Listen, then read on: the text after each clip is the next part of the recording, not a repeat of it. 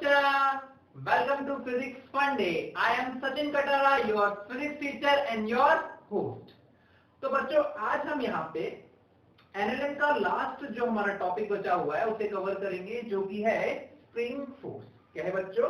Spring force. तो आज हम यहाँ पे स्प्रिंग के बारे में थोड़ा जानेंगे और इसके स्प्रिंग के दो लेक्चर हम यहाँ पे रखेंगे। पहला लेक्चर स्प्रिंग फोर्स से रिलेटेड और कट ऑफ स्प्रिंग से रिलेटेड होगा और सेकंड लेक्चर में हम स्प्रिंग बैलेंस और कॉम्बिनेशन ऑफ स्प्रिंग को पढ़ें। ठीक है बच्चों, तो हेडिंग डाल लीजिए स्प्रिंग फोर्स, अपने नोट्स निकाल लीजिए, पेन को हाथ में ले लीजिए और एयरफोन कान में डाल लीजिए फटाफट। ठीक है, तो देखो बच्चों क्या होता है स्प्रिंग फोर्स। जैसे कि पहले कुछ टर्म्स हैं, उन्हें टर्म्स को मैं आपको बता देता हूं। स्प्रिंग है कुछ ऐसी तरीके से, ठीक है, और इसकी लेंथ, नेचुरल लेंथ है L0। नेचुरल लेंथ बेटा ये होती है नेचुरल लेंथ। नेचुरल लेंथ क्या होती है? When no force apply on spring, the length of spring is called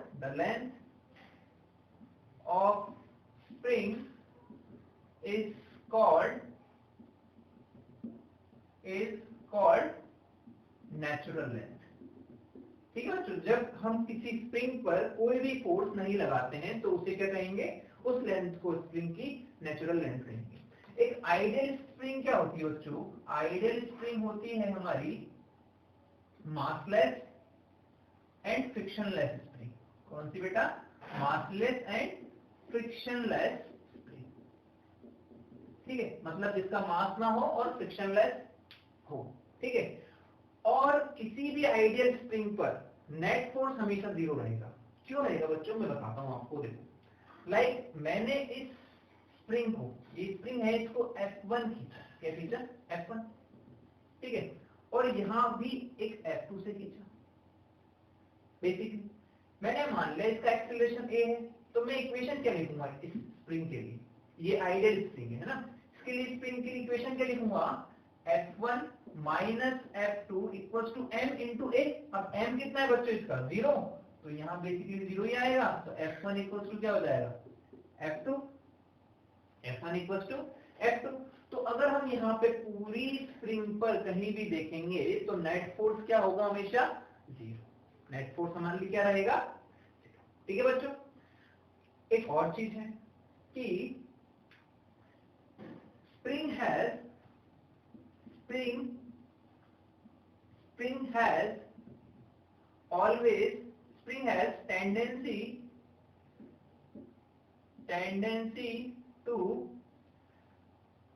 tendency to apply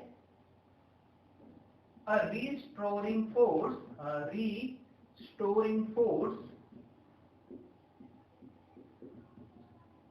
which direction is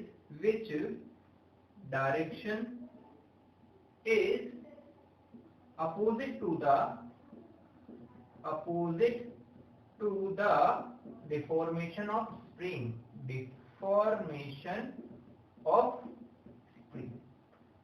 बच्चों यहाँ पर डिफॉर्मेशन जो है वो दो तरीके से हो सकता है, या तो एलोंगेट हो सकती है स्प्रिंग या फिर कंप्रेस्ड हो सकती है। तो हम उसके एग्जांपल्स देखेंगे अभी। जैसे कि अगर मैं कहूँ यहाँ पे कि एक स्प्रिंग है,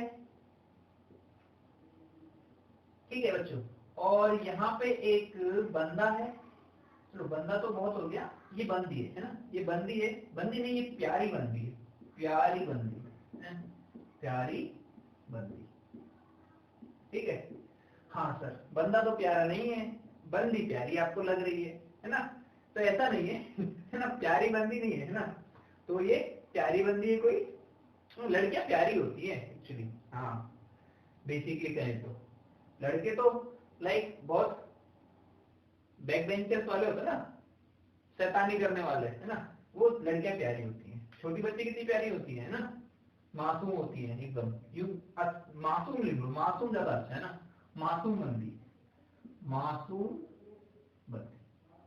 ठीक है, तो इसने इस स्प्रिंग को खींचा किसी एफ से, लाइक, तो इसकी नेचुरल लेंथ लाइक ऐसे थी, ये L0 यहाँ से, तो ये इसमें कुछ एलोंगेशन आया, मैंने कहा एलोंगेशन आया, तो हमेशा क्या लिखा है ये देखो, spring has tendency to apply a restoring force, spring के पास एक रिस्टोरिंग फोर्स की अप्लाई करने की टेंडेंसी होती है जो कि अपोजिट होती है डिफॉर्मेशन ऑफ स्प्रिंग के, डिफॉर्मेशन ऑफ स्प्रिंग के अपोजिट। तो यहाँ पे क्या हो रहा है, एलोंगेशन, एलोंगेशन हो रहा है तो बाहर की तरफ जा रहा होगा, तो इस पे स्प्रिंग फोर्स कहाँ लग रहा होगा बच्चों, अंदर की तरफ, तो हम इसे कह सकते हैं ये रिस्टोरिंग फोर्स, क्या रहा होगा, रिस्टोरिंग फोर्स।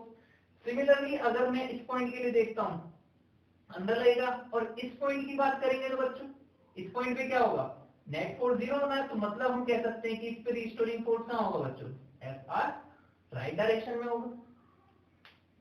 क्यों, बेसिकली अगर देखें तो स्प्रिंग इस पर वॉल पर फोर्स लगाएगी, कैसे लगाएगी, टेडिंग, खींचता हुआ, क्योंकि यहाँ पे क्या कर रहे हैं अपन, एलोंगेट कर रहे हैं, तो खींचने वाला फोर्स लग रहा होगा, और यहाँ पे क्या हो रहा है, स्प्रिंग उस जो इसके हाथ पर है उसको बचाने के लिए फोर्स लगा रही होगी, तो ये हो गया अपना रिस्टोरिंग फोर्स। ठीक है बच्चों, सेकंड केस है, this restoring force is directly proportional to deformation of spring, किसमें बच्चों, deformation of spring, मतलब कि जो हमारा एफ आर होगा वो डायरेक्टली प्रोपोर्शनल किसके होगा, डिफॉर्मेशन कितना है, एक्स के, तो ये हमारा एक्स। तो बेसिकली इसको जब हम सॉल्व करते हैं तो यहाँ से एफ आर इक्वल्स टू के एक्स आता है, क्या आता है बच्चों, के एक्स, इसे ही हम स्प्रिंग फोर्स बोलते हैं, क्या कहते हैं बच्चों, स्प्रिंग फोर्स। और के जो होता है वो होता है स्प्रिंग कांस्टेंट, क्या होता है बच्चों, स्प्रिंग कांस्टेंट, और x जो होता है वो होता है डिफॉर्मेशन ऑफ स्प्रिंग। ठीक है बच्चों, डिफॉर्मेशन ऑफ स्प्रिंग। और x को निकालने का एक तरीका होता है बच्चों, जिसे मैं यहां बता देता हूं आपको, कि x जो होता है वो हमारा होता है L माइनस एल नॉट का mod, L minus L not का मॉड, है ना। बेसिकली वैसे आपको जनरली पता चल जाएगा x क्या होता है, क्योंकि हम नेचुरल लेंथ से ही इसको मेजर करते हैं ज्यादातर, बट अगर किसी को समझ में नहीं आता है तो हम ये लिख सकते हैं L minus L not. L not यहाँ पे होता है नेचुरल लेंथ ऑफ स्प्रिंग, और L जो होता है बच्चों, L हमारा होता है length of spring after deformation, मतलब डिफॉर्मेशन के बाद में स्प्रिंग की टोटल लेंथ। अब यहाँ पे अगर L कम होता है तो L माइनस एल नॉट, तो माइनस आएगा, लेकिन मैंने मॉड लगा दिया तो वो भी पॉजिटिव ही आएगा, है ना। अगर L बड़ा होता है तो L माइनस एल नॉट, तो भी पॉजिटिव आएगा, तो इसीलिए ये मॉड लगाया कि पॉजिटिव बना है। ठीक है बच्चों, ठीक है, आई होप आपको थोड़ा समझ में आ रहा होगा कि किस तरीके से ये रिस्टोरिंग फोर्स होता है। और रिस्टोरिंग फोर्स की एक कहानी और है, जिसे हम इलास्टिसिटी चैप्टर तक पढ़ेंगे, तब हमें पता चलेगा कि ये सब kx वाला फोर्स आया कहां से, F R equals to kx कैसे आया। तो थोड़ा वेट करना पड़ेगा, है ना। जैसे कि मैकेनिक्स के बाद हम उसे स्टार्ट करेंगे इलास्टिसिटी को, थोड़ा सा वेट करना पड़ेगा। वैसे जब मैं इसका जो लास्ट, आज का जो लास्ट टॉपिक पढ़ाऊंगा तो उसमें थोड़ा सा उसका बताऊंगा कि क्या होता है इलास्टिसिटी के चैप्टर में, तो तब तक का थोड़ा सा वेट करें, ठीक है ना। तो इसलिए वीडियो को पूरा देखें, चैप्टर पूरा टॉपिक समझें, वरना हमारा स्प्रिंग फोर्स रह जाएगा, सर स्प्रिंग फोर्स। ठीक है, अब कुछ केसेस बता रहा हूं बच्चों ना, केसेस।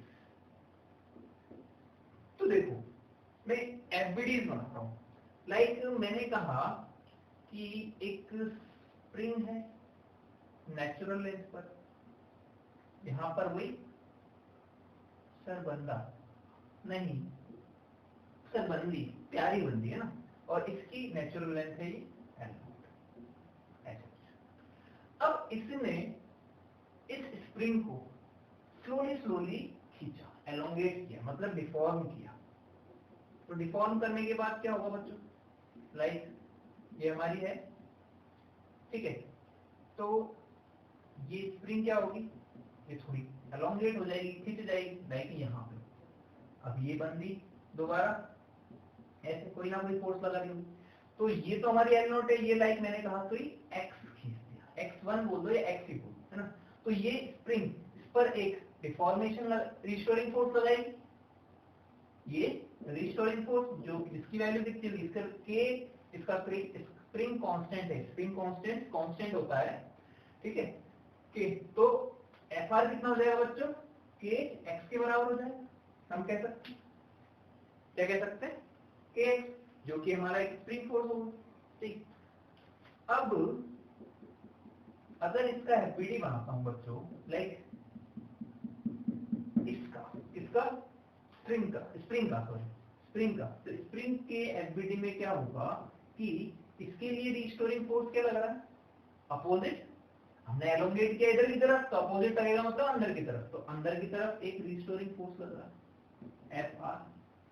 इस वाले एंड पे क्या होगा बच्चों, एंड वाले पे इधर की तरफ लगेगा Fr, सेम ही लगेगा, देखो Fr1 और Fr2। अब इसका मास तो है ही नहीं है, तो Fr1 minus Fr2 equals to 0, तो Fr1 इक्वल्स टू Fr2 होगा, Fr2 हमारे लिए कंडीशन होगी। इसीलिए कहा है कि net force on the spring always 0, तो नेट फोर्स हमेशा क्या है, तो 0 ही है, नेट फोर्स कितना है, 0, ठीक है। अगर मैं वॉल की बात करता हूँ, किसकी बच्चों, वॉल की, तो वॉल पे क्या हो रहा होगा, इस पे फोर्स लग रहा है इधर की तरफ, तो वॉल कैसी लगाएगी फोर्स, इस तरीके से, कितना ही, सर Fr, क्यों, क्योंकि इतना ही फोर्स, एक्शन का रिएक्शन, जब यहाँ पे हमने एक्शन किया Fr, तो उसका रिएक्शन कितना आएगा, सर Fr ही आएगा, ठीक है बच्चों। अगर इस प्यारी बंदी की बात करें, तो बंदी की पे क्या होगा, सर इसका तो जो है फोर्स वो लग रहा होगा, मतलब कि अगर ये इस कंडीशन पर रेस्ट पर है, तो इस पर भी कितना फोर्स लग रहा होगा, इसके हैंड पे Fr की तरह ऐसा कुछ फोर्स लग रहा होगा, ठीक। अब ये कंडीशन होगी एलोंगेशन की, ये होगी condition for elongation.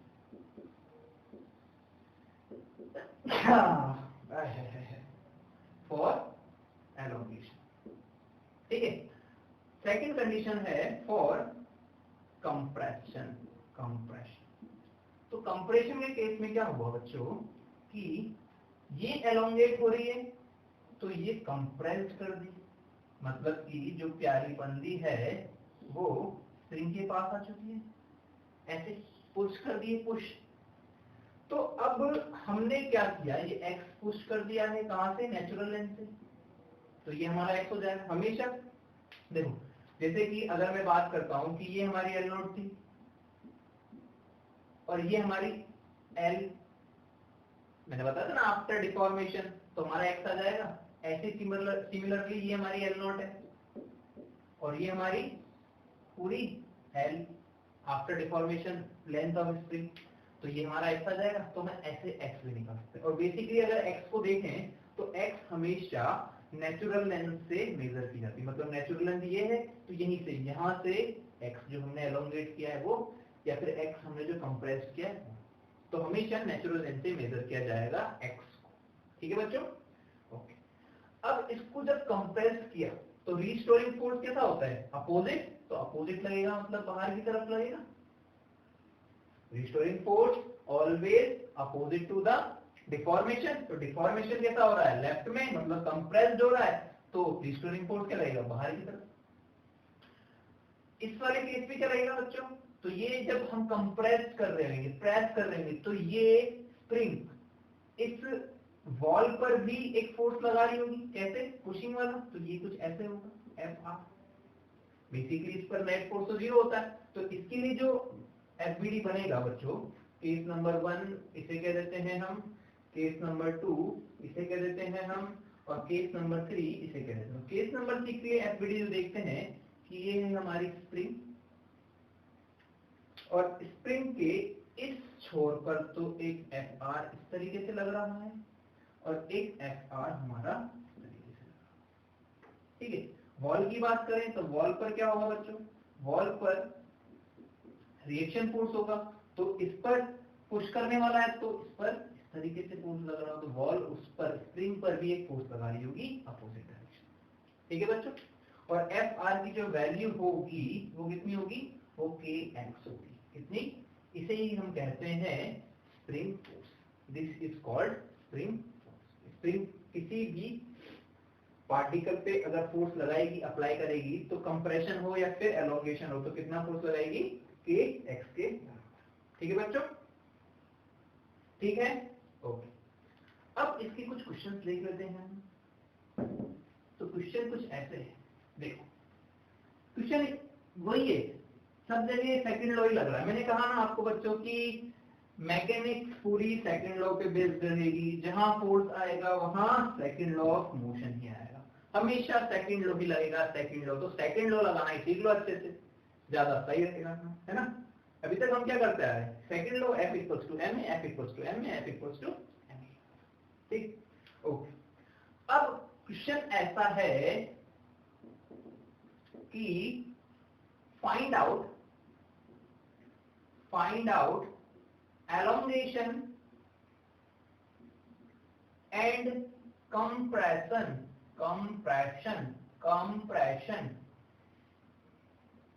in the spring,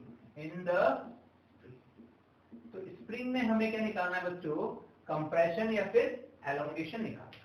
ठीक है, तो देखो, तो फर्स्ट क्वेश्चन कुछ इस टाइप का है कि एक स्प्रिंग है जो कि हिंज है, इसका मास है m, all system are in equilibrium. हाँ, ये चीज लिखनी भी जरूरी है, all system are in equilibrium.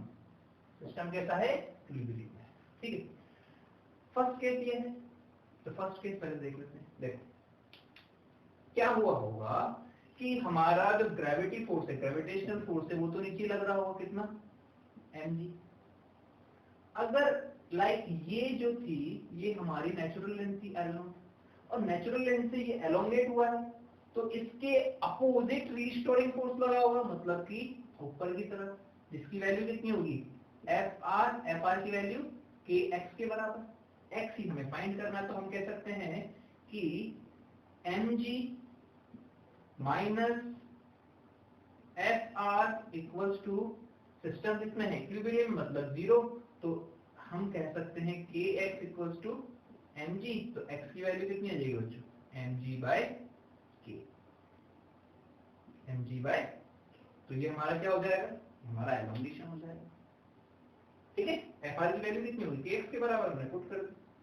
Second देखते हैं, सेकंड एक ब्लॉक है m मास का, ये भी कैसा है, स्प्रिंग से ही अटैच है सर। ठीक है, अब इसके ऊपर mg लग रहा है, तो mg लगा होगा तो ये नीचे की तरफ, तो लाइक ये कंप्रेस्ड करेगा, तो हमारी नेचुरल लेंथ कुछ यहाँ थी लाइक L0, तो ये कंप्रेस्ड होके कितनी होगी, तो ये हमारा होगा x। अब कंप्रेस्ड होगी तो उसके अपोजिट रीस्टोरिंग फोर्स आएगा, तो कंप्रेस ऐसे हो रहा है तो रीस्टोरिंग फोर्स कहाँ आएगा बच्चों, ऊपर की तरफ, कितना, के एक्स। के इसका क्या है, के तो सर के तो आपने बताया नहीं है ना, के स्प्रिंग कांस्टेंट। ठीक है, तो जब इक्विलिब्रियम में होगा तो कितना हो जाएगा, mg माइनस के एक्स इक्वल्स टू 0, तो x की वैल्यू यहाँ भी कितनी आएगी बच्चों, mg बाय, तो ये हमारा क्या हो जाएगा, ये हमारा कंप्रेशन हो जाएगा, और ये हमारा क्या हो जाएगा, ये हमारा एलोंगेशन। ठीक है बच्चों, अब एक थर्ड क्वेश्चन है, इसको आप लोग ट्राई करना है ना, ये थर्ड। तो बच्चों कुछ ऐसा है थर्ड क्वेश्चन कि एक स्प्रिंग है, इस पर एक m मास रखा हुआ है, m का मास रखा हुआ है, और इसके नीचे भी एक स्प्रिंग रखी हुई है। ठीक है, तो फाइंड क्या करना है, वही डिफॉर्मेशन एलोंगेशन जो भी है, कंप्रेशन एलोंगेशन, ठीक है। इसका हमने क्या कहा कि स्प्रिंग कांस्टेंट K1 है, इसका स्प्रिंग कांस्टेंट K2 है, ठीक है। ओके, तो बच्चों देखो ये mg तो है, mg तो नीचे ही लग रहा होगा, नीचे लग रहा होगा, तो ये फर्स्ट वाली स्प्रिंग को तो क्या कर रहा होगा, फर्स्ट वाली स्प्रिंग को एलोंगेट कर रहा होगा, खींच रहा होगा, और सेकंड वाली स्प्रिंग के लिए क्या कर रहा होगा, उसको कंप्रेस कर रहा होगा। तो इस वाले केस में अगर मैंने कहा ये यहाँ पर था, ठीक है, ये इसकी नेचुरल लेंथ थी, तो ये x जितनी बढ़ेगी यहाँ x उतनी ही कम होगी, x जितना x जितना इंक्रीज होगा उतना ही x बेसिकली यहाँ पे डिक्रीज होगा। तो यहाँ पे लगने वाला रिस्टोरिंग फोर्स कितना होगा बच्चों, ये होगा सर K1x, और यहाँ पे लगने वाला कंप्रेशन में देखो इसके लिए क्या है, एलोंगेट हो रहा है, उसके लिए अपोजिट लगेगा, तो अपोजिट मतलब ऊपर की तरफ, और कंप्रेशन भी नीचे हो रहा है, तो उसका अपोजिट फोर्स भी कहाँ लगेगा, ऊपर की तरफ ही, तो ये भी कहाँ लगेगा, ऊपर की तरफ, कितना, K2x। तो बेसिकली इन इक्विलिब्रियम हम क्या करेंगे, इक्विलिब्रियम में क्या लिखेंगे, K1x plus K2x minus Kmg equals to 0। तो x कितना आ जाएगा बच्चों, mg इधर गया, और ये हो जाएगा हमारा K1 प्लस K2।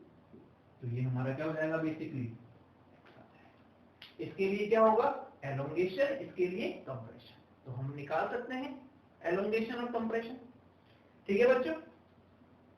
ओके, ठीक है, हाँ सर थोड़ा थोड़ा समझ में आ रहा है।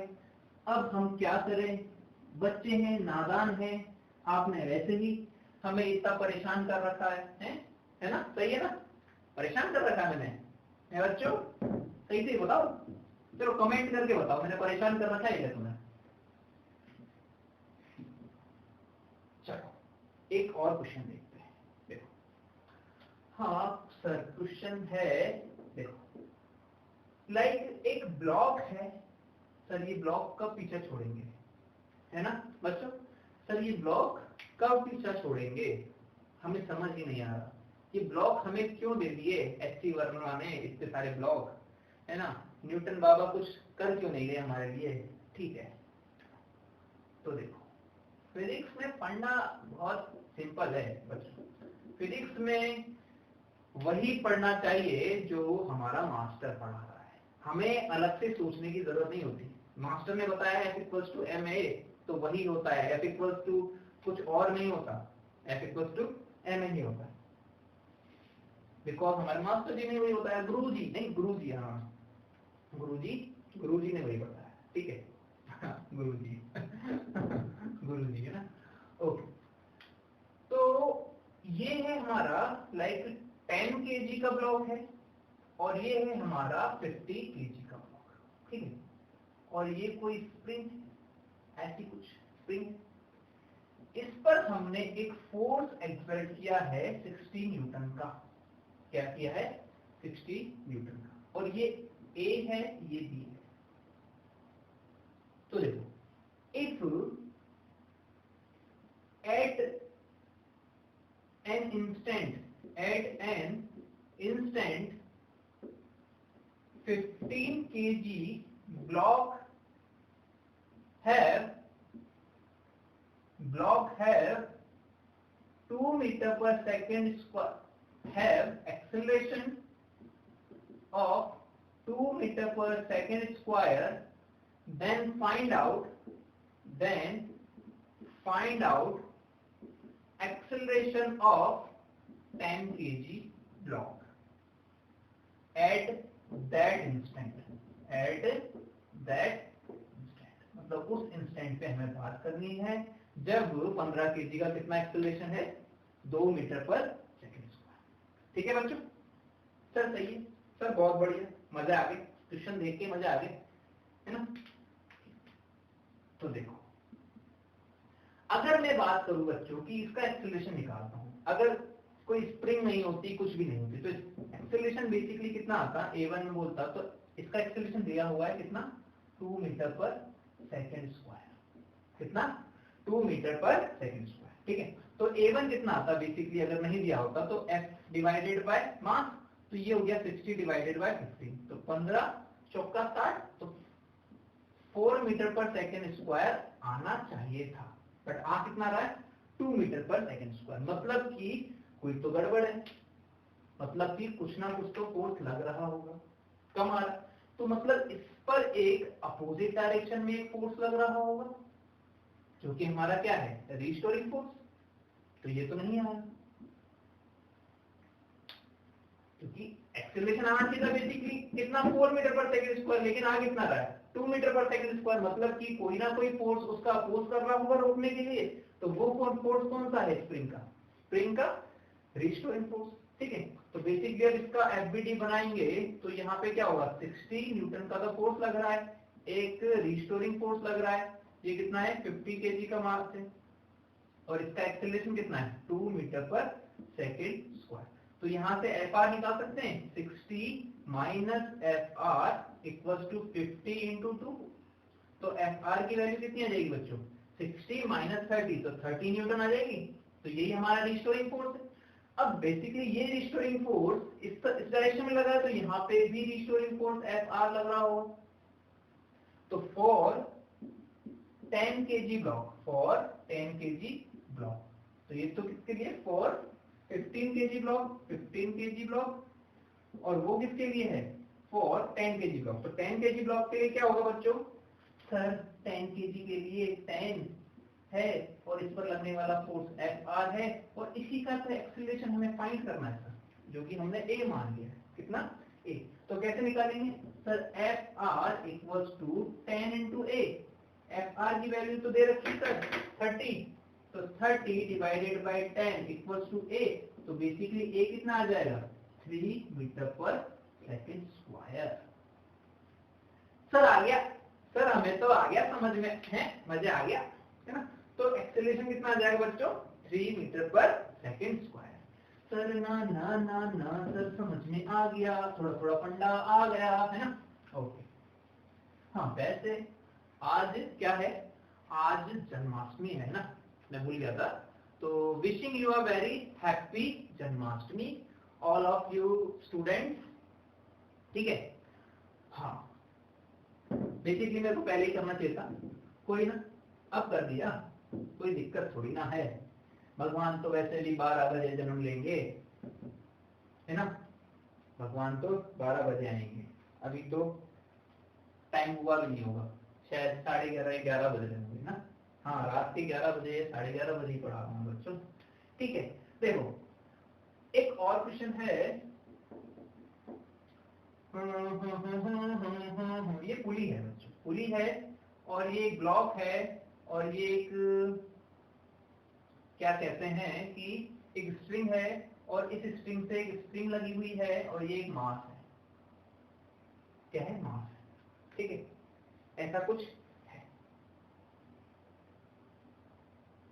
ओके, अब इस ब्लॉक का मास मैंने कहा 30 kg, कितना 30, और इसका है 40 kg, और स्प्रिंग कांस्टेंट की वैल्यू भी मैंने दे दी कितनी न्यूटन पर मीटर। हाँ स्प्रिंग कांस्टेंट की यूनिट जो होती है बच्चों वो होती है न्यूटन पर मीटर। कैसे, S इक्वल्स टू kx, तो k equals to f by x, तो ये कितना होगा Newton divided by metre.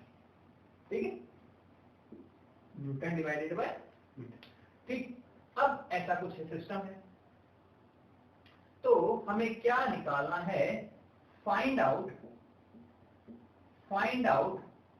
elongation in spring if both blocks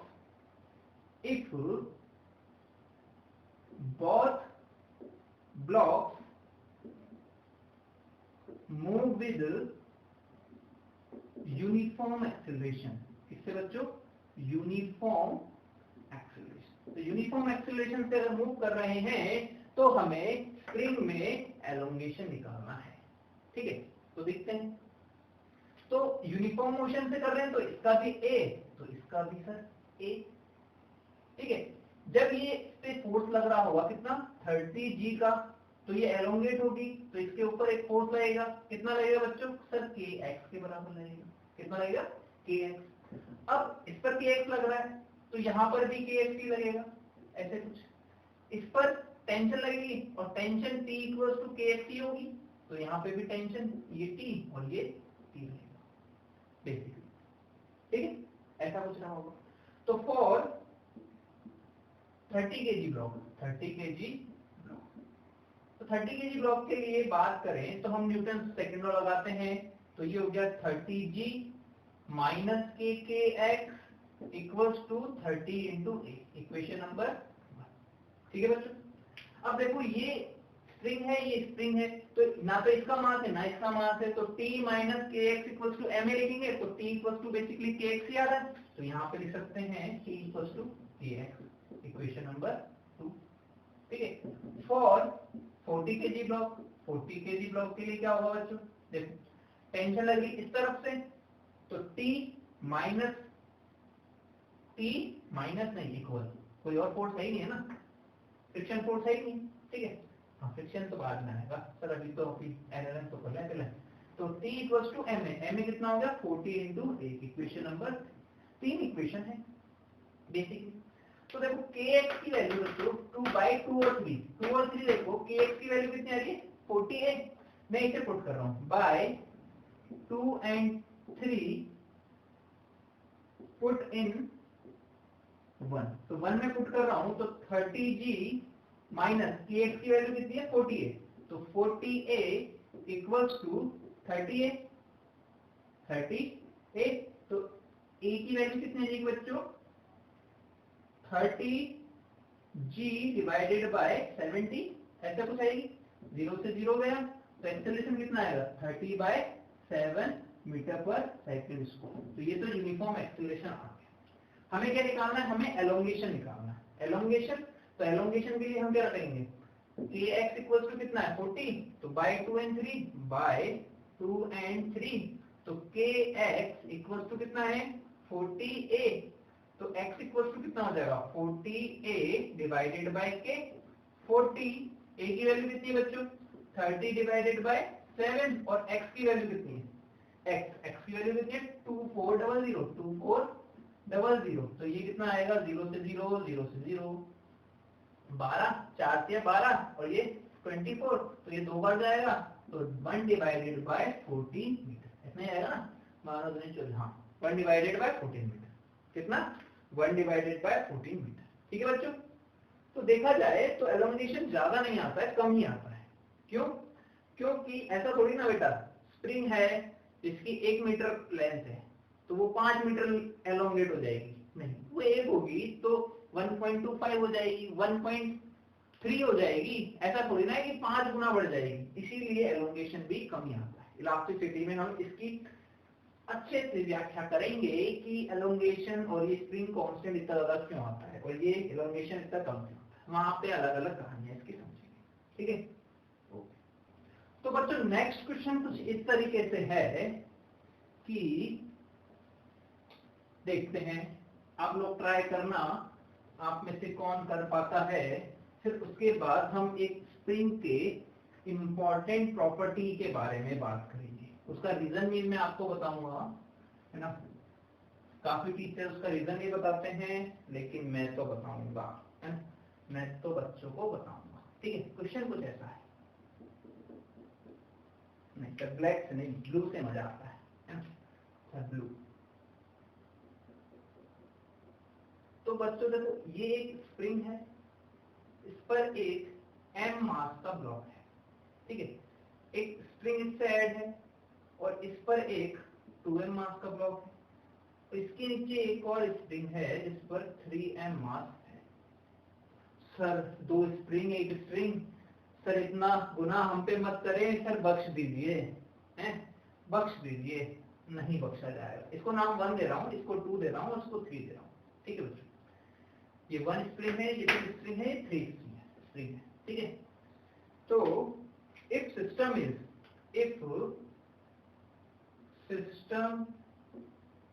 is in equilibrium, then find out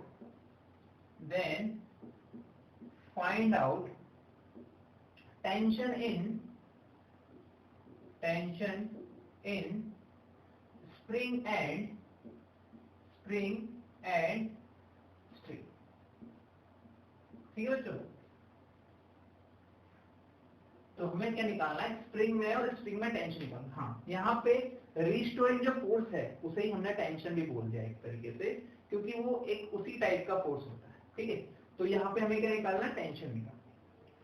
तो देखो बच्चों, इस पर लगने वाला फोर्स कौन सा होगा सर, 3mg नीचे की तरफ लगेगा, इस पर ऊपर की तरफ सर T3 टेंशन। ठीक है, पूरी स्प्रिंग में से भी लगेगा तो T3 नीचे लगेगा। इसको ट्राई तो करते, हाँ ट्राई करो वीडियो पोस्ट करके पहले खुद, फिर मैं बताता हूँ। ठीक है, तो देखो कर लिया, तो देखो इधर, तो इस पर लगेगा T3 नीचे की तरफ और 2mg कैसे लगेगा बच्चों, 2mg भी नीचे लगेगा। अब ये 2 नंबर की है तो T2 ठीक है, तो इस पर भी कितना रहेगा बच्चों, नीचे की तरफ T2 अपोजिट, और एक mg भी लगेगा mg, और फाइनली कितना लगेगा T1 ऊपर की तरफ। ठीक है, अब हमें क्या फाइंड करना है बच्चों, टेंशन ही निकालनी है। तो फॉर, यहाँ पे ये आंसर है, for 3m block, 3m block के लिए बच्चों क्या होगा कि 3mg तो नीचे लग रहा है, T3 ऊपर लग रहा है, तो बेसिकली क्या लिखेंगे, 3mg minus T3 equals to 0, क्योंकि इक्विलिब्रियम में, तो T3 इक्वल्स टू 3mg, तो ये T3 आ जाएगा। T3 कितना आ गया हमारे पास, 3mg। For 2m block, 2m block की बात कर लेते हैं। 2m के लिए क्या होगा बच्चों, सर 2m पर हम एफबीडी बनाएंगे।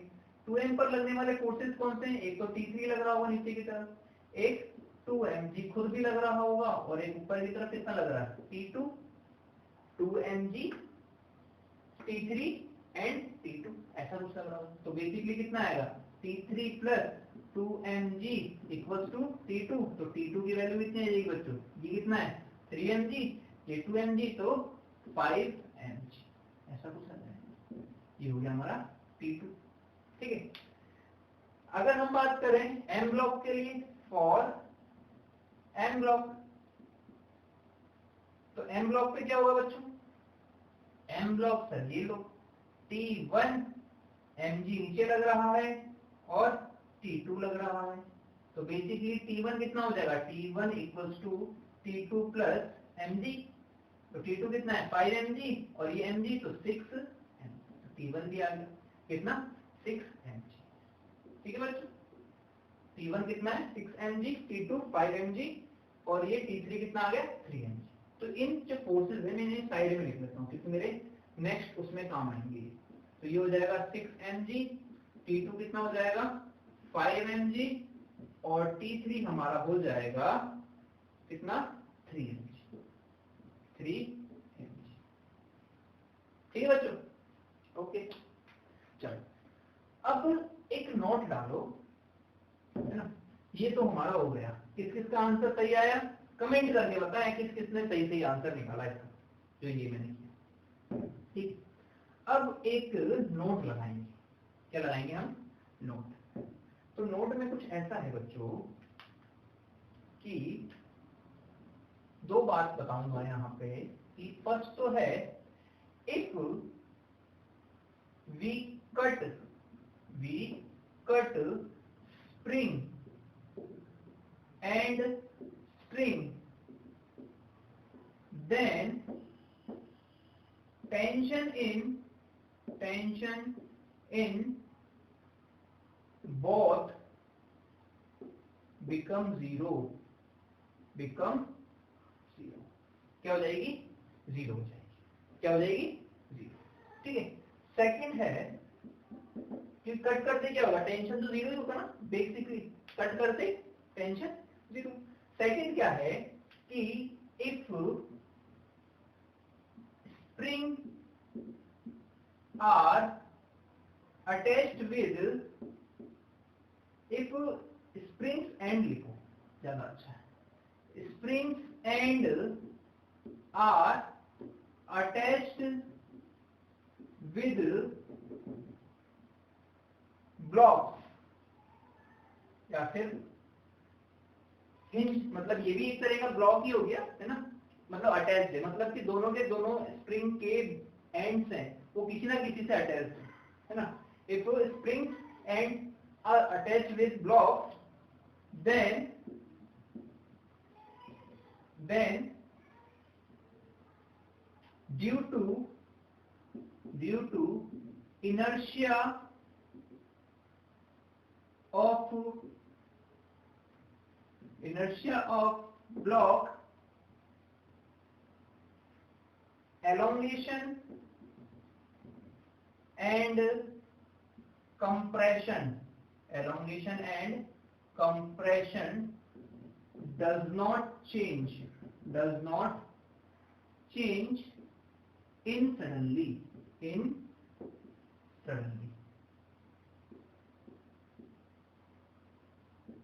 चेंज नहीं होंगे।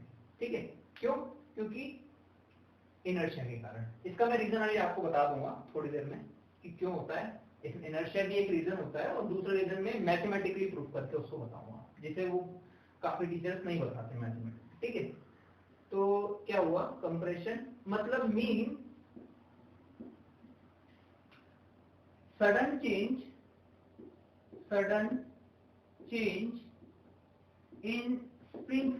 in spring force kx does not मतलब कि सडनली डज नॉट, मतलब स्प्रिंग फोर्स सडनली चेंज नहीं होगी। ठीक है, kx या फिर टेंशन भी बोल सकते हैं इसे, है ना, तो वो सडनली चेंज नहीं।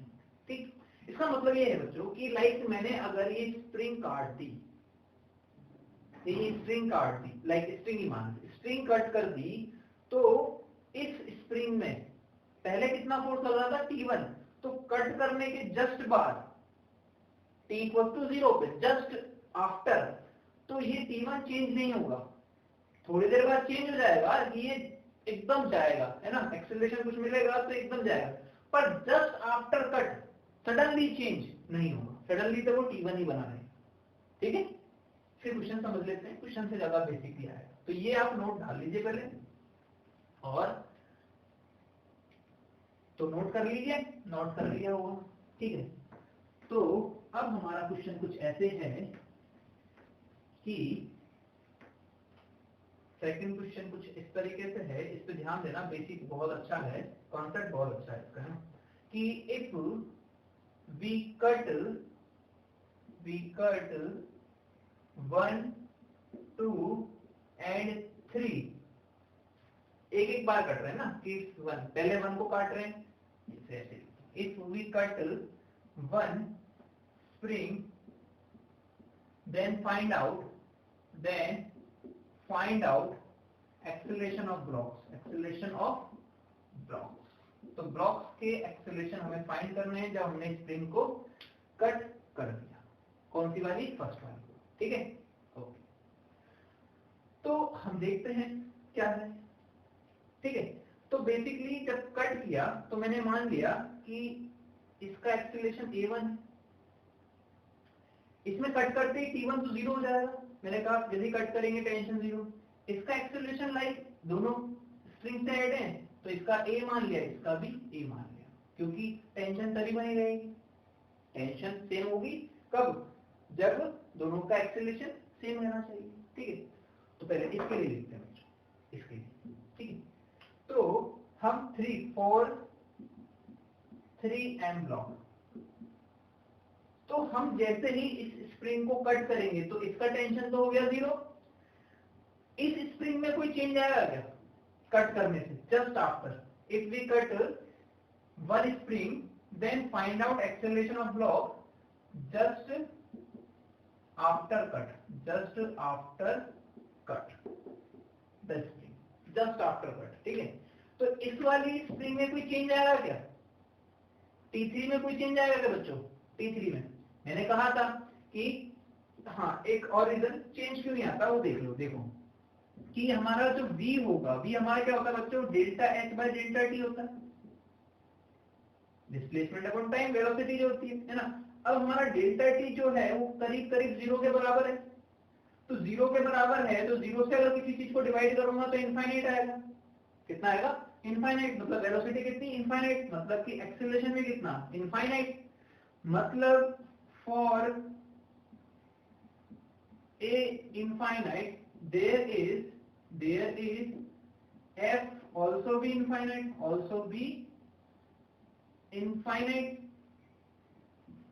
which is impossible here क्योंकि एक्सीलरेशन अगर इनफाइनाइट हो गया तो उसके लिए हमें बहुत ज्यादा फोर्स की जरूरत पड़ेगी, तो यहाँ पे बेसिकली वो फोर्स आना तो इम्पॉसिबल है। फोर्स ऐसे ही अगर आ जाता तो हमें काफी सारा एनर्जी अपने आप ही मिल जाती, तो बेसिकली वो फोर्स नहीं आएगा, इनफाइनाइट नहीं आएगा। इसीलिए सडनली चेंज जो t इक्वल टू 0 है उस पर वेलोसिटी हमेशा 0 ही रहेगी वेलोसिटी, तो इसलिए कोई चेंज नहीं आएगा जस्ट आफ्टर कट। तो इसीलिए इस फोर्स में kx वाले में कोई सडन चेंज नहीं आएगा। ठीक है, तो 3 kg ब्लॉक की बात करें तो 3 kg के लिए बच्चों क्या होगा? FBD T3। ठीक है, 3m ब्लॉक है, 3mg नीचे लग रहा है, इसका एक्सीलरेशन मैंने मान लिया a1 है, तो कितना होगा sir? 3mg minus T3 equals to 3m into a1। इसको थोड़ा सा मैं रफ करते जाता हूँ। ठीक है, इसको ये ऐसे जैसे कि T1, यहाँ पे पहले T1 लग रहा था, वो तो हो गया कट। चलो अभी तो लिख लेते हैं, फिर बाद में जब मैं देखूंगा अलग से जब FBD बनाएंगे तब बनाएंगे। ठीक है, ठीक है। अब T3 की वैल्यू कितनी थी बच्चों हमारे पास? सर T3 की 3mg, तो 3mg माइनस 3mg, तो a1 कितना आएगा? a1 आएगा 0। तो एक्सेलरेशन ऑफ 3m कितना हो जाएगा? सर 0, कोई चेंज नहीं है, जो पहले था वही रहेगा। 2m की बात करते हैं बच्चों, फॉर 2m। ठीक है, 2m के लिए बच्चों ये एक ब्लॉक है 2m। ठीक है, इस पर लगने वाला फोर्स सर T3 है, T3 में चेंज नहीं आएगा। दूसरा सर 2mg है, 2mg। और स्ट्रिंग में तो चेंज आएगा ना, स्ट्रिंग, तो स्ट्रिंग का जो टेंशन है मैंने T डैश बोल दिया। कितना बोल दिया? T dash. और ये एक्सेलरेशन कितना है? ठीक, तो इसके लिए हम फोर्स लिखेंगे तो क्या लिखेंगे बच्चों? T3 plus K2mg minus KT dash equals to 2m into ऐसे कुछ। ठीक है, तो T3 की वैल्यू तो कितनी है? 3mg, तो 3mg और 2mg तो 5mg minus T dash equals to 2ma। ये होगी हमारी इक्वेशन नंबर 1। ठीक है बच्चों, ओके। फॉर m ब्लॉक की बात करें बच्चों तो ये है हमारा m ब्लॉक पे लगने वाला फोर्स कितना था? T1 पर। स्प्रिंग को जैसे ही कट किया तो T1 तो गया 0, तो वहां तो कुछ बचा नहीं। नीचे लगने वाला फोर्स एक तो mg है, एक हमारा स्प्रिंग का फोर्स। स्प्रिंग में टेंशन लगाई वो कितनी है? यहाँ पे चेंज हो चुकी, तो T डैश यहाँ थी तो पूरी उसमें स्प्रिंग में T डैश ही होगी अगर स्लैक नहीं हुई है तो स्लैक नहीं है तो ये भी T डैश। और इसका एक्सेलरेशन कितना बच्चों? a। तो यहाँ बेसिकली सॉल्व करें तो mg minus T dash equals to m into a। ठीक है, तो इसे हम क्या कह देंगे? Equation number 2। अब देखो ये इक्वेशन नंबर 1 है, ये इक्वेशन नंबर 2 है, तो इन दोनों को सॉल्व करके हम a निकाल सकते हैं, a और T डैश। तो देखो 1 और 2 को मैं ऐड कर रहा हूँ, मतलब सब्सट्रैक्ट कर रहा हूँ, 1 माइनस 2। तो 1 माइनस 2 करा तो 5mg में से 2mg गया तो 4mg, ये माइनस और ये तो प्लस हो जाएगा, माइनस माइनस प्लस करके, तो ये हो गया 0 इक्वल्स टू 2ma और माइनस ma, तो ma बचेगा ma। m से m गया तो a की वैल्यू बेसिकली कितनी आएगी बच्चों? a की वैल्यू आ जाएगी हमारे पास कितनी? 4g। कितनी आ जाएगी बच्चों? 4g। तो कट करते ही इसका एक्सेलरेशन और इसका एक्सेलरेशन कितना हो जाएगा? 4g, और इसका एक्सेलरेशन कितना रहेगा? 0। सही दिख रहा ना? 4g 5mg और T dash okay. T dash इस पे लगने वाला फोर्स, एक तो T डैश है, इसके ऊपर mg लग रहा है और a आ रहा है। ठीक है, और इस पे लगने वाला फोर्स कितना है अपना?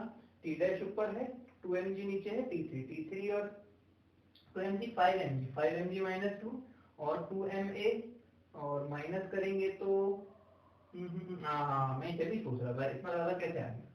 तो यहाँ पे mg प्लस होगा बच्चों, माइनस थोड़ी ना, प्लस ही तो है, तो प्लस। हाँ गलती आ गई सर समझ में, सर पता चल गया सर को, ठीक है। तो ये यहाँ पे मैं प्लस कर रहा हूँ, है ना। तो प्लस करूंगा तो बच्चों कितना आएगा, 5 mg प्लस mg, तो 6 mg, 6 mg माइनस प्लस तो 0 इक्वल्स टू 2 mg और ma, तो ये कितना हो गया 3 ma।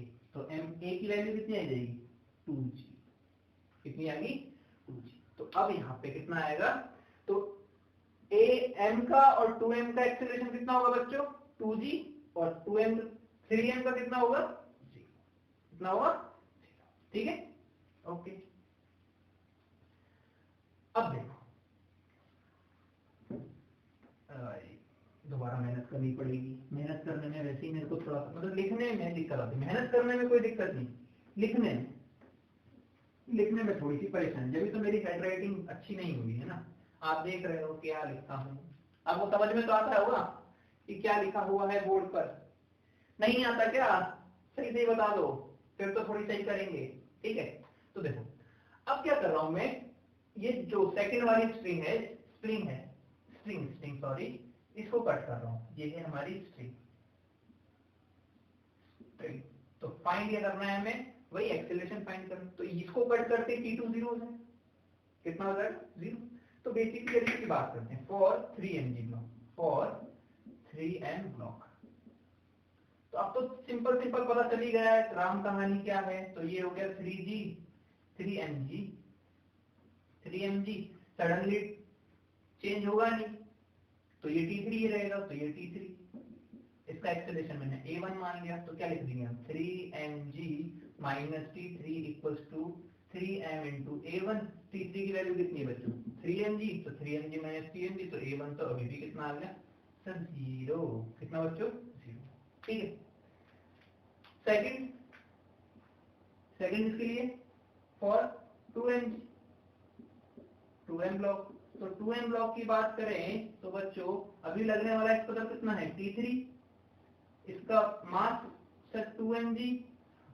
अब स्ट्रिंग जो कनेक्टेड थी उसका टेंशन तो कितना हो गया 0, तो कुछ बचा ही नहीं, बाकी तो यही है। इसका एक्सेलरेशन मैंने मान लिया a2, कितना a2, तो क्या होगा sir t3 plus a2mg equals to 2m into a2, तो t3 कितना है 3mg और ये 5mg, तो 5 डिवाइड करूंगा तो 5g बाई 2 a2, तो a2 की वैल्यू कितनी आ जाएगी, तो 2mg का एक्सेलरेशन कितना आ जाएगा बच्चों केस में 5g बाई 2। अगर मैं m ब्लॉक की बात करूं फॉर m ब्लॉक, ठीक है, तो m ब्लॉक है कुछ ऐसा, इस पर mg तो लग रहा है नीचे की तरफ, और जो टेंशन स्ट्रिंग में आ रही होगी, स्ट्रिंग तो कट हो गया, कैंसिल 0 हो गया होगा, इस कट करते ही जैसे ही हमने इसको कट किया तो कट करते टेंशन 0, तो वो वाला तो आएगा नहीं, बट इसमें चेंज आएगा क्या सडनली, नहीं आएगा, तो वो t1 के बराबर ही रहेगा, तो t1 और ये एक्सेलरेशन मैंने बोल दिया लाइक a3, तो इसके लिए इक्वेशन क्या हो जाएगी बच्चों, इक्वेशन देखो जैसे ही मैं कट करूंगा तो ये ब्लॉक कैसे आएगा ऊपर जाना, तो मैंने एक्सेलरेशन थोड़ा सा गड़बड़ कर दिया ना, वैसे मैं इक्वेशन लिखूंगा तो माइनस में आ जाएगा, कोई दिक्कत नहीं है, बट थोड़ा सा सही चले तो ज्यादा बेस्ट है, तो a3 कुछ ऐसा आएगा, ठीक। तो a3 के लिए m के लिए इक्वेशन क्या हो जाएगी बच्चों, t1 minus mg equals to m a3, t1 की वैल्यू कितनी बच्चों 6mg और माइनस mg, तो 5mg डिवाइडेड बाय, तो a3 की वैल्यू कितनी आएगी 5g, कितनी आएगी बच्चों 5g, मतलब कि स्ट्रिंग कट करते ही इसके पास कितना एक्सेलरेशन आ जाएगा 5g के बराबर, कितना 5g के, मतलब धड़ाम से जाएगी एकदम तेजी से, ठीक है। तो आई होप आपको ये समझ में आया होगा, ठीक। अब इसका एक लास्ट वाला पार्ट है, उसे आप लोग ट्राई करना, क्या करना आप लोग, और उसका जो सॉल्यूशन है वो मैं अपने टेलीग्राम ग्रुप पे डाल दूंगा, टेलीग्राम जो चैनल है उस पे डाल दूंगा, जिसका लिंक आपको डिस्क्रिप्शन बॉक्स में मिल जाएगा, ठीक है। वहां जाके ज्वाइन करें फटाफट, क्योंकि वहां पे काफी सारे डीपीपीज वगैरह मैं आपको प्रोवाइड कराऊंगा, जब काइनेमेटिक्स के भी, एनएलएम के भी और अलग अलग क्वेश्चन भी वहां पे आपको प्रोवाइड करूंगा, ठीक है, ओके। तो लास्ट जो है वो कुछ ऐसा है कि थर्ड वाला, जैसे कि सेकंड तो हो गया, थर्ड वाला तो ये हो गया था, अब फोर्थ वाला, तो इसी में फोर्थ लगा देता हूं, fourth. If we cut third spring, कौन सी? Third spring, third spring, then find out acceleration, मतलब कि मैं इसको कट कर दूं बस, तो मुझे एक्सेलरेशन बताने किसके, इसका इसका इसका, ठीक है, ओनली इसको कट किया, तो कुछ नहीं, इसको कट किया तो T3 जीरो हो जाएगा, तो बेसिकली ये तो ग्रेविटी के फोर्स में ही जाएगा, तो इसका एक्सेलरेशन जी रहेगा, इसके लिए अपन निकाल लेंगे, बेसिक वही सेकंड लॉ ऑफ मोशन फंडा, F इक्वल्स टू mv लगाना है, बस स्प्रिंग के जो टेंशन है वो जीरो नहीं होंगे, क्यों? क्योंकि ये हमारा उसका रीजन है, रीजन कितना है, एक्सेलरेशन उसका, मतलब उसके लिए, उसको चेंज होने के लिए कितना फोर्स चाहिए, इनफाइनाइट के करीब, मतलब बहुत ज्यादा, इनफाइनाइट मतलब बहुत ज्यादा होता है, फिजिक्स में इनफाइनाइट का मतलब बहुत ज्यादा,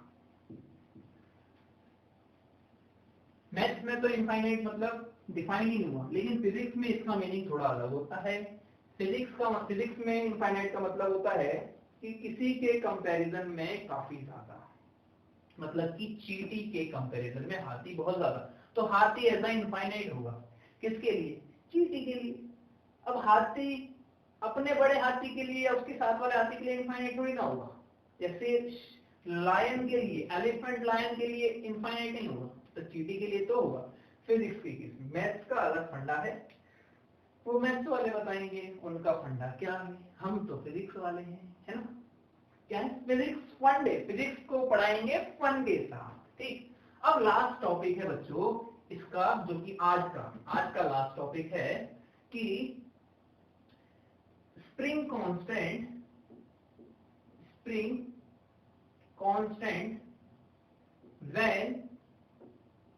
कट अ स्प्रिंग, ठीक है। स्प्रिंग कांस्टेंट क्या होगा जब हम किसी स्प्रिंग को कट कर देंगे, तो लाइक मैंने कहा कि ये कोई स्प्रिंग है, ठीक है, इसका स्प्रिंग कांस्टेंट K है, इसकी लेंथ मैंने कहा बच्चों L है, कितनी है, ठीक है।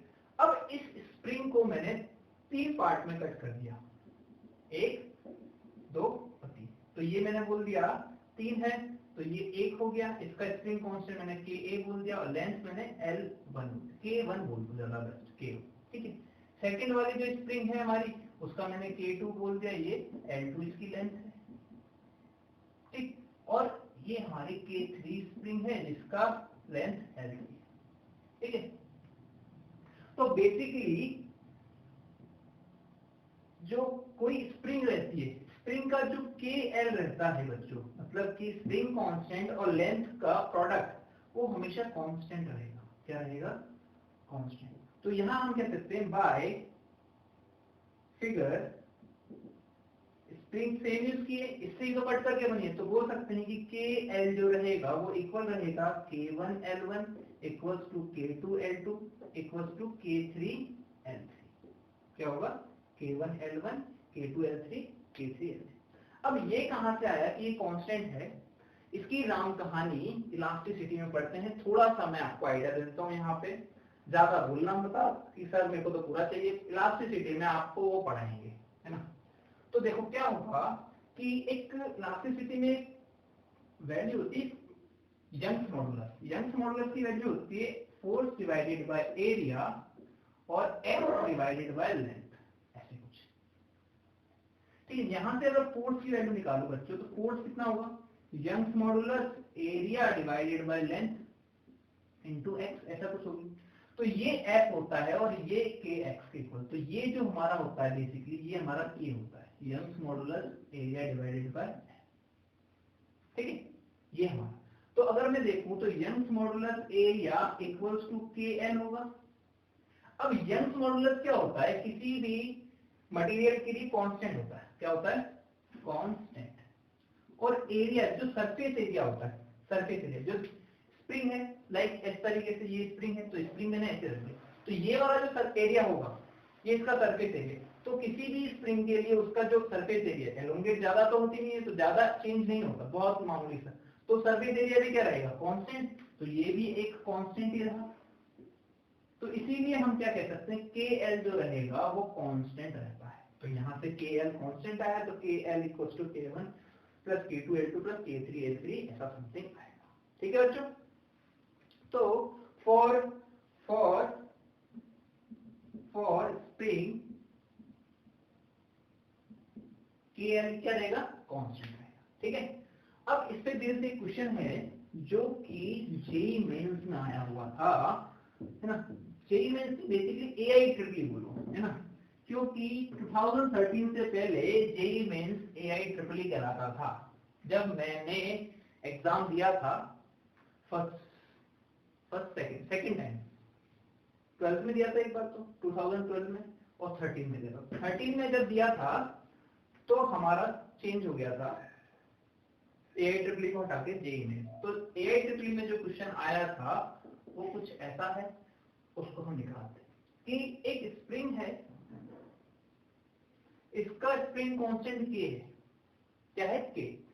If we cut it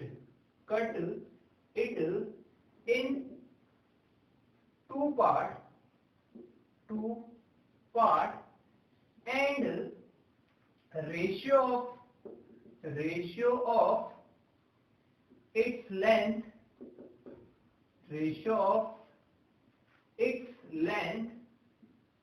is 2/3, then find out spring constant for both cut spring. तो कट वाली स्प्रिंग के हमें क्या निकालना है, स्प्रिंग कांस्टेंट निकालना है। ठीक है। तो बेसिकली मैंने क्या कहा कि ये हमारे पास एक स्प्रिंग है, इसकी लेंथ मैंने एल मान ली। कितनी मान ली, एल। अब इन्हें दो पार्ट में डिवाइड कर दिया। किस में, एक मैंने कहा ए में कर दिया, एक बी में कर दिया। मतलब कि ये हमारे लिए ए हो गया, ये हमारे लिए बी हो गया। इसका स्प्रिंग कांस्टेंट के ए बोल दिया, इसकी लेंथ एल ए बोल दी। इसके लिए स्प्रिंग कांस्टेंट के बी, इसके लिए लेंथ एल बी बोल दी, ऐसा कुछ बोल दिया। ठीक है। अब हमें पता है क्या पता है सर, स्प्रिंग कांस्टेंट कितना है, हमें क्या पता है सर, ये भी तो बताओ सर, हमें क्या पता है। तो देखो हमें क्या पता है, हमें पता है कि जो लेंथ का रेशियो है वो 2/3, तो L A divided by L B जो रहेगा वो 2/3 रहेगा, 2/3। एंड स्प्रिंग कांस्टेंट का के एल जो रहता है वो कांस्टेंट रहता है, मतलब के L equals to K A L A equals to के बी एल बी। ठीक है। और एल जो होगा इसकी लेंथ वो L1 प्लस L2 रही होगी, L1 प्लस LB रही होगी। ठीक है।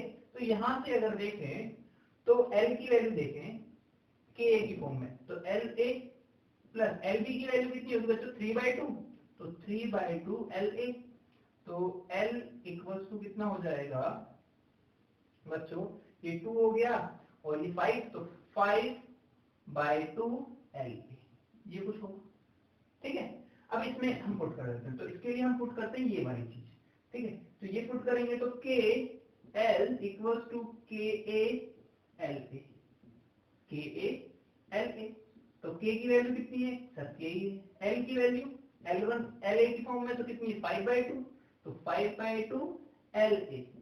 और ये होगी हमारी के ए एल ए, एल ए से एल ए गया तो के की वैल्यू कितनी आएगी बेसिकली सर, के ए की वैल्यू आ जाएगी, के ए की वैल्यू 5/2 कितनी आएगी, 5/2 के।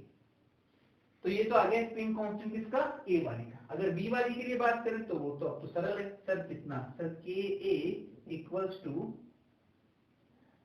एल ए इक्वल्स टू के बी एल बी। तो के ए कितना है हमारे पास सर, 5/2 के। एल ए कितना है, इसको अगर एल बी की फॉर्म में पढ़ लेते हैं तो 3/2, तो सर 3/2 एल एल बी। देखो ना, एल ए को देखें तो 2/3 है, 3/2 नहीं 2/3, तो 2/3 इक्वल्स टू के बी इंटू एल बी। तो 2 से 2 गया, एल बी से एल बी गया, तो के बी कितना आ जाएगा बच्चों, ये आ जाएगा 5/3 के। ठीक है। तो ये आ गया के ए वो आ गया, के बी ये आ गया, स्प्रिंग कांस्टेंट ए के लिए और बी के लिए हमने निकाल लिया। ठीक है, तो आप इसे नोट कर लीजिए। तो आज की क्लास हम यहाँ पे खत्म करते हैं। आई होप आपको स्प्रिंग कांस्टेंट और स्प्रिंग फोर्स समझ में आया होगा। अगर आपको वीडियो अच्छा लगा है तो लाइक करें, अपने दोस्तों के साथ शेयर करें, क्योंकि जो हमारी नॉलेज है वो शेयर करने से और ज्यादा बढ़ती है। दोस्तों को भी क्वेश्चन करवाइए इस तरीके के, वो देखते हैं, और अगर वो कहीं फंसते हैं तो उनकी हेल्प जरूर करें, किसी की भी हेल्प जरूर करें बच्चों क्वेश्चन करने में, क्योंकि उससे आपका माइंड शार्प होगा। ठीक है, okay, thank you so much, bye bye.